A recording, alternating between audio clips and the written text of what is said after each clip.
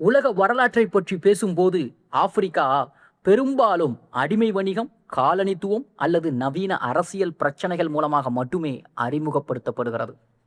ஆனால் மனித நாகரிகத்தின் மிக பழமையான அடித்தளங்களில் ஒன்றாக இருந்தது ஆப்பிரிக்கா. மனித இனத்தின் தோற்றம் முதல் உலகின் ஆரம்ப அரசுகள் வரை ஆப்பிரிக்கா மிக முக்கியமான பங்கை வகித்திருக்கிறது. குறிப்பாக வடகிழக்கு ஆப்பிரிக்காவில் வளர்ந்த எத்தியோப்பியா மற்றும் நூபியா போன்ற நாகரிகங்கள் எகிப்துக்கு இணையான வரலாற்று முக்கியத்துவம் கொண்டவை.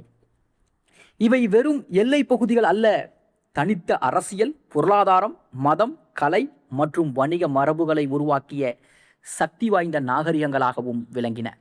ஆப்பிரிக்காவின் வடகிழக்கு பகுதி, குறிப்பாக நைல் நதியின் மேல் பகுதி மற்றும் செங்கடலை ஒட்டிய பகுதிகள் ஆயிரக்கணக்கான ஆண்டுகளுக்கு முன்பே மனித குடியிருப்புகளை கொண்டிருந்தார்கள். நைல் நதி வழங்கிய நீர்வளமும் வளமான மண்ணும் விவசாயத்தை வளர செய்தது.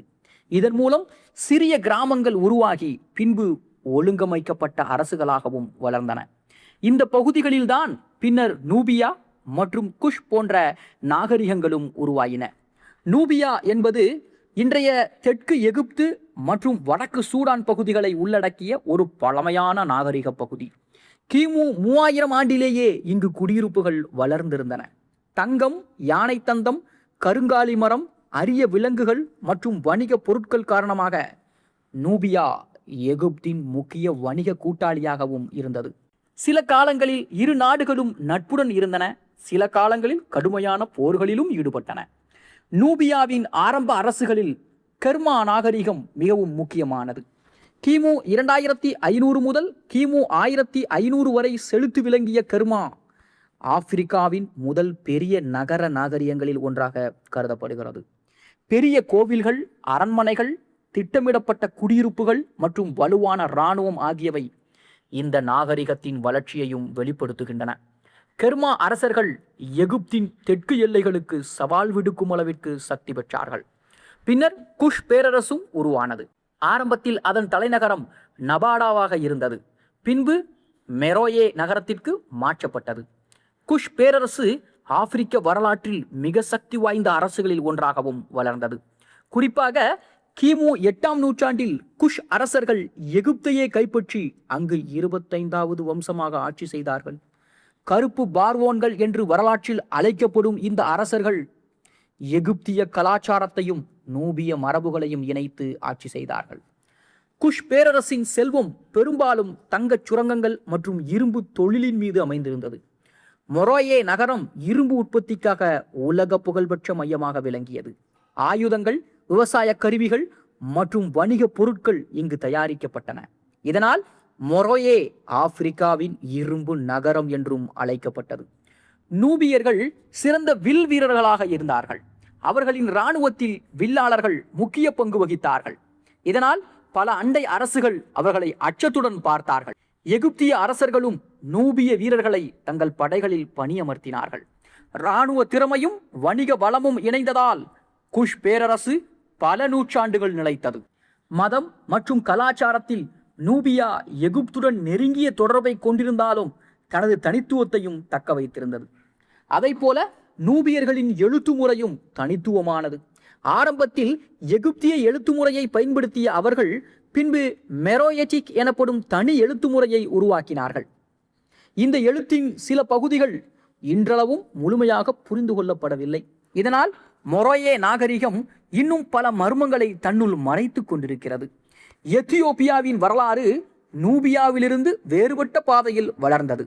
செங்கடலை ஒட்டிய பகுதிகளில் வாழ்ந்த மக்கள் அரேபிய தீபகற்பத்துடன் நீண்டகால வணிக தொடர்புகளை வைத்திருந்தார்கள். தந்தம், தங்கம், தூபம், மசாலா பொருட்கள் மற்றும் அரிய விலங்குகள் எத்தியோப்பியாவின் முக்கிய ஏற்றுமதி பொருட்கள். இதன் மூலம் இந்த பகுதி உலக வணிகத்தின் முக்கிய இணைப்பு பகுதியாகவும் மாறியது. கிமு முதல் 1000 ஆண்டின் இறுதியில் டி அமத் என்ற ஆரம்ப அரசும் உருவானது. பின்பு கிபி முதல் நூற்றாண்டில் அக்சும் பேரரசு எழுச்சி பெற்றது. அக்சும் உலகின் மிக முக்கியமான பண்டைய பேரரசுகளில் ஒன்றாகவும் வளர்ந்தது.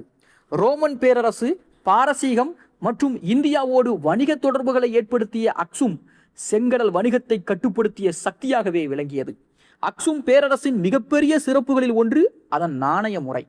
தங்கம், வெள்ளி மற்றும் செம்பு நாணயங்களை வெளியிட்ட முதல் ஆப்பிரிக்க அரசுகளில் ஒன்றாக அக்சும் இருந்தது. இந்த நாணயங்கள் சர்வதேச வணிகத்தில் பயன்படுத்தப்பட்டன. இது அந்த பேரரசின் பொருளாதார வலிமையையும் வெளிப்படுத்துகிறது. கிபி 4ஆம் நூற்றாண்டில் அக்சும் மன்னர் எசானா கிறிஸ்தவத்தை அரச மதமாக ஏற்றுக்கொண்டார்.